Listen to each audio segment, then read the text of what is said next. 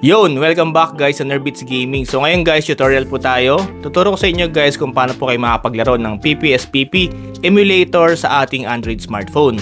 So basically guys, kumbaga ilalagay po natin yung PSP sa ating Android smartphone. Kasi kahit ngayon yung laruin guys sa mga PSP games, sobrang solid pa rin. So basically naman guys yung ating tutorial, so kailangan nyo lang pong tapusin ang video hanggang matapos. So tara mga sir, gawin na natin.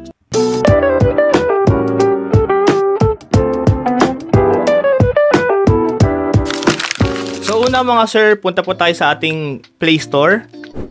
Tapos search po natin guys is PPSSPP. Yan, dalawang klase yan guys ha. Merong ordinary tsaka yung gold. Pero yung pinagkaiba kasi noon, yung ordinary tsaka gold. Yung gold is kumbaga pag binayaran nyo yun, kumbaga so-support nyo yung, yung mga developers. Kasi yung PPSPP na ordinary is free lang, yung gold may bayad. So kumbaga parang na lang, tulong nyo lang po sa mga developers. So, pwede po natin i-download guys yung ordinary or kung depende sa inyo kung gusto nyo yung gold. So, kahit ito guys yung gamitin natin, yung ordinary, install natin. Tapos pag okay na guys, click play po. And then, click natin guys yung okay. Tapos lalabas po yan guys, di ba tinatanong po ng system sa atin kung nasan po yung mga game files po natin. So, sa akin kasi guys, nasa internal storage. Tapos, gumawa po ako ng folder para magkakasama po rin yung mga game files natin, no? So, sa akin, gumawa po ako ng folder. Ayan po, yung PSP na folder. So, click ko po yan. Tapos, click ko po yung use this folder. Allow. Tapos yan, guys, click nyo lang po yung okay. So, di bali, guys, pag na-setup nyo na po yun, click nyo po yung games. So, automatic, guys, lalabas po yung mga natin, yung mga game file po natin. So pag hindi sa inyo lumabas guys, pwede nyo pong gawin is click nyo po yung browse. Ayan, tapos hanapin nyo po kung nasan po yung inyong game file. Yung pinaka pa natin, yung pinaka ROM files po natin. So sa akin nga, 'di ba, nasa folder siya PSP. So use this folder. Allow. Lalabas na po 'yon. Pagkatapos nun guys, wag niyo munang i-open kasi ayusin po natin yung ating settings. So click natin guys yung settings. Ayan, tapos actually, naka-setup na po yan. Ang kailangan po nating ayusin, yung sa may display layout and effects. So, click nyo po guys yung stretch. Pag hindi yan naka-check, checkan nyo po. Kasi pag guys, kapag hindi siya naka-check, hindi siya full screen. So, para full screen po siya, click nyo po yung stretch. Yan, checkan nyo. Ayan, para full screen na po siya. Press back. Tapos, depende guys kung yung smartphone nyo is medyo mababa yung specs, pwede nyo pong babaan yung graphics niya. So, dito po yun. Sa guys, sa graphic settings, tapos, ayan, rendering resolution. So, pwede nyo pong gawin auto or yung 1x PSP. So, gamit ko kasi guys S22 Ultra, tapos Snapdragon 8 Gen 1 to. So, pwede ako maglagay sa 4x PSP, naka 1080p mode. Pwede po sa akin yan. So kung medyo lag po sa inyo, pwede nyo pong babaan to auto or 1x PSP. So ito sa atin 1080.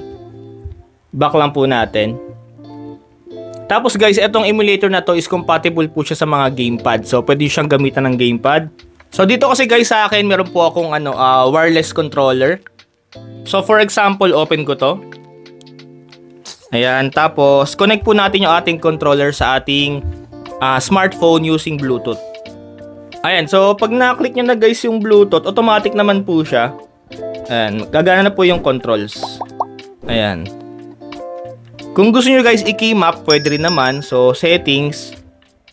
Tapos controls. Tapos control mapping. So, dyan po pwede nyong i-manual key map. Pero automatic naman kasi yan guys. Pag kinonect nyo yung mga Bluetooth controller nyo, automatic na siyang madidetect ng ating PPSPP. Tapos, ayun, pwede na po kayo mag-try ng games guys. Try po tayo. Tapos guys, kapag nag-connect po kayo ng wireless controller, kung gusto nyo alisin yung mga buttons, kung gusto nyo i-hide. Kasi diba naka-controller tayo. So, settings. Tapos, controls. Tapos, ayan po, yung on-screen touch controls. I-uncheck nyo po. Mawawala po yan. Automatic. Ayan. Para mas okay yung gaming natin using controller syempre. Para hindi nakakailang yung button. So, new game tayo guys. So, ayan guys, in-game na po tayo sa ating PPSPP emulator. Yung game natin is God of War. Yan, sobrang smooth, sobrang playable. So ang mangyayari kasi guys, pag binabaan niyo po yung yung graphic settings, syempre yung pinaka natin, graphics natin bababa din. So ang mangyayari kasi, for example, pakita ko sa inyo, graphics, tapos gawin ko lang 1x. So pwede nyo itong gawin kapag guys, yung mga smartphone nyo is mababa po yung spec. So ayan, magiging siya, parang magkakaroon na yan, parang magiging pixelated nga lang siya, pero sobrang playable naman. So ayun nga. So kung gusto nyo ng mas mataas na graphics, kailangan nyo ng maganda-gandang specs ng smartphone. So balik ko guys sa 1080p para makita nyo guys yung diferensya, no? Ayan. So mas luminaw po yung graphics natin. So mas HD siya. Kasi nga naka 1080p.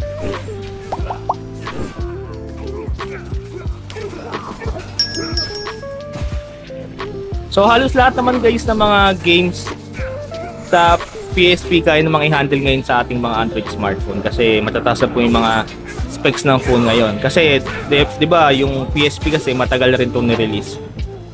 So pero solid pa rin may mga games. Yun, so ganun kasimple guys kung paano makapag-install ng PPSPP emulator sa ating Android smartphone.